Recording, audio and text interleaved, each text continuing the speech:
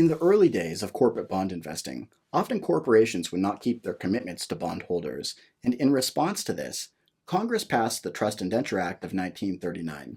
And in this act, which applies to corporate bonds only, Congress mandated that each issuer of a corporate bond would have to make a series of promises to the bondholder. And these series of promises are known as trust indentures, but are more commonly called covenants. While the Trust Indenture Act of 1939 only applied to corporate bonds, these types of conventions have now been used widely for all types of bonds. So let's look at some of the typical types of covenants you'll need to know for the Securities Industry Essentials exam. Firstly, you have the sinking fund covenant. In a sinking fund covenant, the issuer promises to put money into an escrow account at regular intervals, and that money will be used to retire the bond, to pay off the principal on the bond. Note that the money in the sinking fund is not used to pay interest on the bond. It's used to retire the bond. So it doesn't pay you as the bondholder from the sinking fund. It retires the bond at par value. Secondly, you have a call covenant. And a call covenant gives the issuer the right to retire the bond before its maturity or early. So a bond may be issued a 30-year life. However, an issuer may put in a 10-year call covenant so that at 10 years they can call the bond back and retire it. And when interest rates fall, expect a call. There are two types of covenants.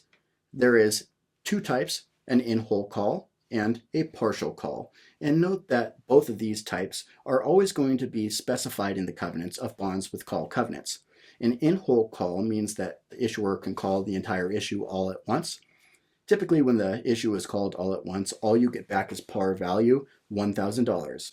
However, when there is a partial call, the situation changes. Partial calls are totally random, so some of your bonds may get called, all of your bonds may get called, or none of your bonds may get called. It's totally random based upon an algorithm. So when there's a partial call, typically the issuer will pay you a declining call premium schedule. So let's give you an example of this. Let's say that the issuer has a partial call, and they call the bond 5 years after the bond has been issued. If you're called in the 5th year, you may get 102% of par value. That is $1,020. The next year, you may get 101.5% of par value. That's $1,015. The 3rd year, you could get 101% of par value.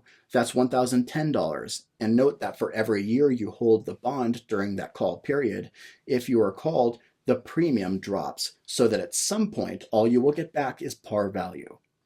Call covenants are used by an issuer when they want to call back a bond when interest rates are going down. Why? Because they can issue a bond with a low coupon rate to bring in money and then use that money to call an outstanding bond that has a higher coupon rate. It's exactly what people do with their credit cards. When they have high credit card debt, they get a new card with a lower rate, and then they transfer the balance onto the new card. That's exactly what the corporation is doing. Next, you have a put covenant. A put covenant gives you, the bondholder, the right to put the bond back to the issuer and get back your $1,000. Typically, the issuer will set up periodic times at which it will accept having the bond put back to it. So when would you, a bondholder, most likely want to put your bond back to the issuer? When interest rates are going up. Why? Because then you can get back your $1,000 and reinvest it at a higher rate. So just to summarize the difference between a call covenant and a put covenant, the issuer is most likely to exercise a call when interest rates are going down. When interest rates fall, expect a call. The holder will most likely want to exercise a put covenant when interest rates are going up. While covenants of the Trust Indenture Act of 1939 applied to corporate bonds, the convention has spread to other types of bonds, most notably municipal revenue bonds. These are the types of covenants that you'll need to know as a bond investor.